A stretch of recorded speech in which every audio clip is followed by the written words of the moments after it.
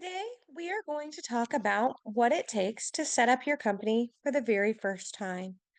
So, if you're starting your company, what you're going to do is this is your home screen for when you log in. You're going to come down here to what looks like the little gear shift to system settings, and we're going to work our way through it.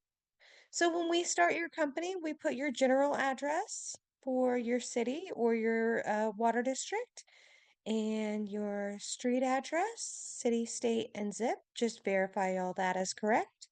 Next, you're going to go to the billing page.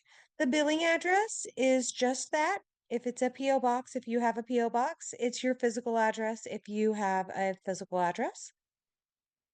The date that your bill is due. So whatever day your bill is due, you will put that date here. So if your bills are due on the 10th, you will make it the 10th. If your bills are due on the 1st, you will make it the 1st. If you would like your bills to have a floating due date, meaning that if the 15th falls on a Saturday or a Sunday, it skips that and it puts on the postcard that your bills are really due on the 16th or the 17th, depending on what normal standard business day falls after the 15th. So if you'd like that to skip the weekends and the US holidays, you'll just turn that to on. And then as the bills are created, it will change that due date to reflect that change, okay? How you want your bills to print, you can do name of the account or account number, your choice.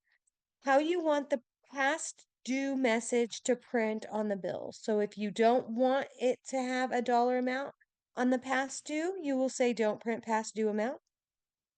If you want the past due amount to print with the due date, so after the 15th, it will be this amount of money based on what your late fees are, or with the late assessment date. So there's a whole different date for the day that people assess late fees.